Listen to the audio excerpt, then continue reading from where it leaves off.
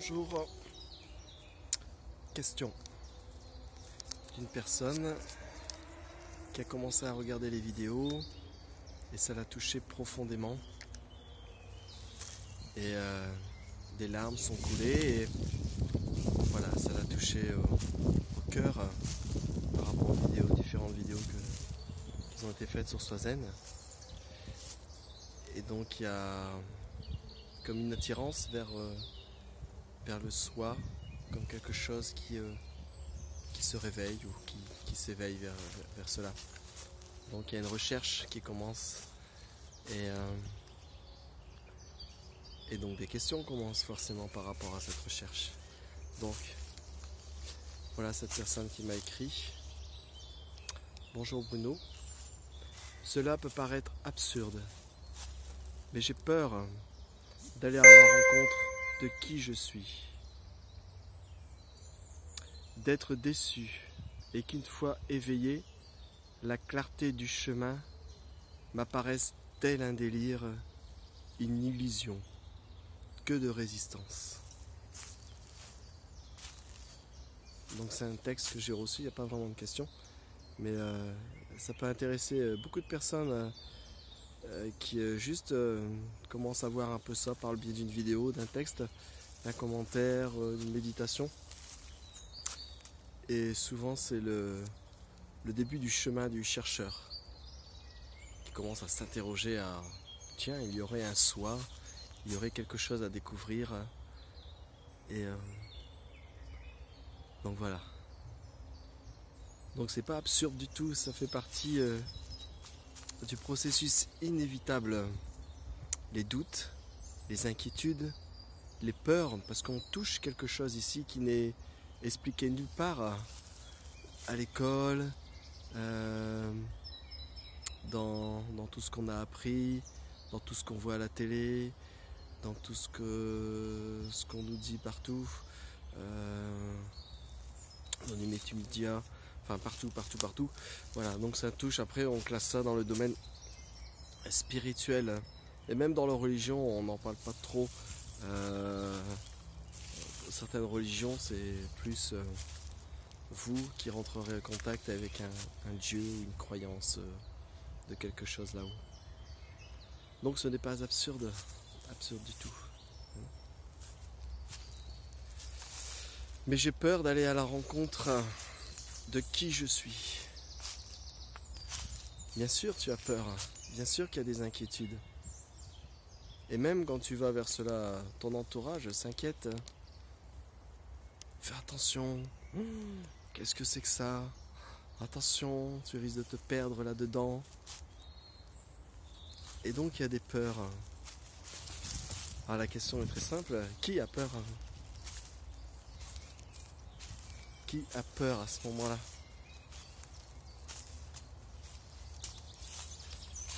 D'où arrive cette peur?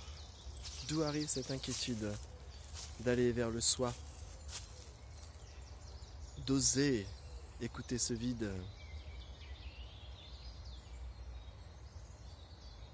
Parce qu'en fait, tout ce qu'on fait, c'est mettre une attention sur ce qui est là maintenant, une attention sur la réalité de ce qui est maintenant. Alors, qui a peur?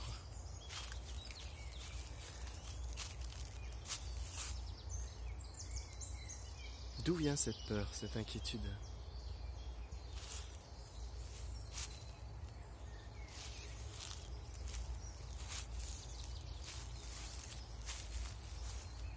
C'est tout à fait normal, c'est tout à fait naturel.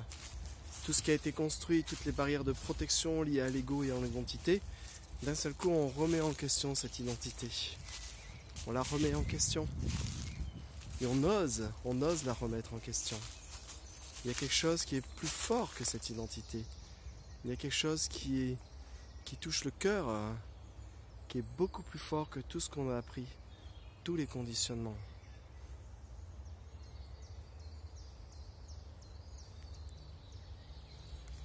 Donc la peur faisant un outil, vois la racine de cette peur. Parce que tu commences à titiller Cette identité, cet ego qui a le plein pouvoir sur toi, apparemment. C'est le décideur de tout. L'attachement aux pensées, la croyance, à tout ce qui nous arrive. Donc tu dis, j'ai peur d'aller à la rencontre de qui je suis. Il y a quelqu'un qui va à la rencontre de quelque chose.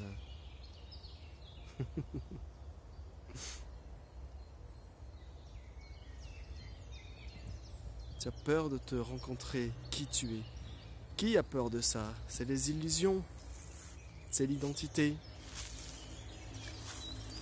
Il n'y a pas de place pour deux. Quand tu découvres le soi, il y a quelque chose qui s'écroule. C'est obligatoire. Il y a quelque chose qui s'éveille. Il y a un moment, le château de cartes de tout ce qui a été construit, qui est aussi une illusion, va s'écrouler. Soit d'un coup, soit 4 par carte, soit des pans entiers, vroom, ça va tomber. Et ça fait peur. C'est le burn-out de l'identité. C'est le burn-out des illusions et des croyances. Tout ce à quoi on pense réel. Toutes ces sécurités qui contiennent la peur. Donc ne sois pas inquiète. Tu dis aussi, j'ai peur d'être déçu, qu'une fois éveillé, la clarté du chemin m'apparaisse tel un délire. Je répète, j'ai peur aussi d'être déçu, qu'une fois éveillé, la clarté du chemin m'apparaisse tel un délire, une illusion. C'est l'inverse. Quand tu t'éveilles, et encore une fois, personne ne s'éveille, mais je parle quand tu t'éveilles, le tu est le soi. Quand le soi s'éveille de lui-même, toutes les illusions tombent. C'est pas dire que le chemin est clair, limpide, comme l'état de Bouddha. Ça veut dire que toutes les illusions tombent et que pour la première fois, tu vois ce qui est en tant que toi.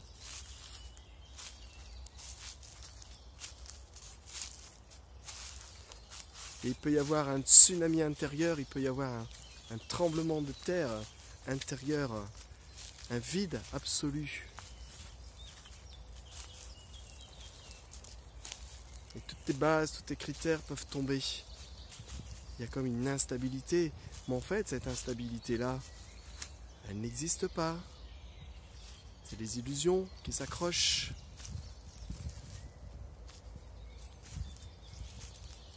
Donc dans l'éveil, tu ne peux pas voir comme une illusion ton éveil. L'éveil, c'est l'éveil. Tu ne peux pas remettre en cause cette expérience directe. Tu ne peux pas remettre en cause. Tu touches ce qu'il y a de plus profond en toi. Tu touches ce que tu as toujours été. Et c'est pas une illusion, c'est la seule chose qui n'est pas une illusion.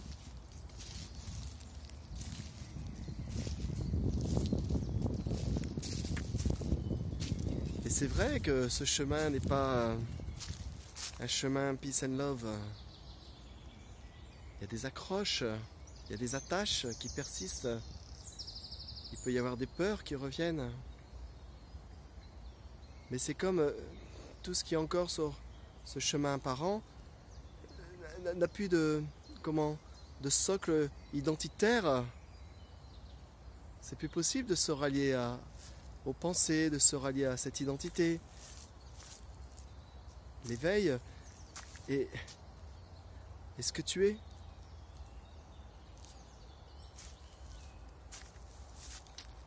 Je lis le petit morceau de papier. Donc tu as peur que ce chemin t'apparaisse tel un délire, une illusion. Alors observe. J'ai rien à convaincre. Il n'y a que toi qui peux te convaincre. Il n'y a que dans le silence, dans la quiétude, que tu peux voir les illusions et faire tomber ce qui est. Tu verras que toutes ces inquiétudes et toutes ces peurs vont disparaître.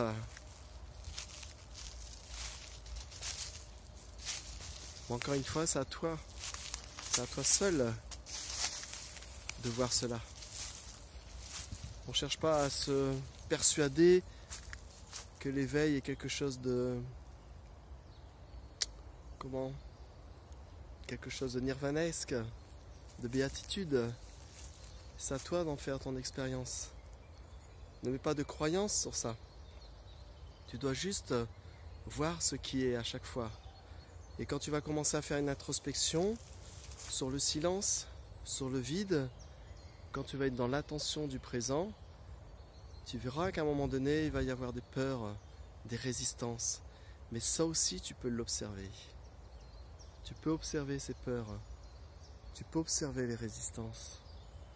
Ce regard qui observe, a-t-il peur? Est-il dans les résistances? S'inquiète-t-il du futur?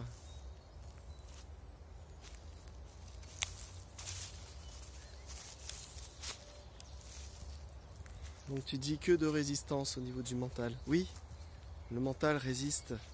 Le mental persiste et va signer que tout ce qui est pensé, c'est toi. Que cette identité, c'est toi. Dans ce cas-là, trouve-la, cette identité. Valide-la. Présente-la moi sur un plateau. Elle est où? Elle est où cette identité? Elle est où cette peur? Trouve qui tu es. Et ce qui n'est pas disparaîtra de façon naturelle. Trouve qui tu es. Et les illusions vont tomber. Trouve qui tu es. Et tes inquiétudes tomberont aussi. Après, quoi que tu fasses, tu es le soi. Chacun est relié à la même source. C'est le soi. Mais ne me crois pas. Ça ne doit pas passer par la case mentale.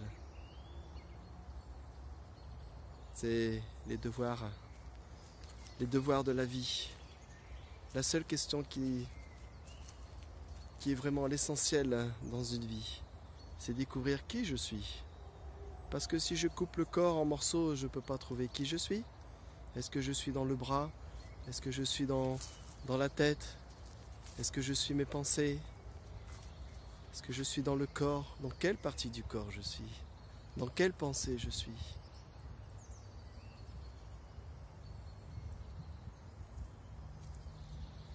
Donc c'est normal.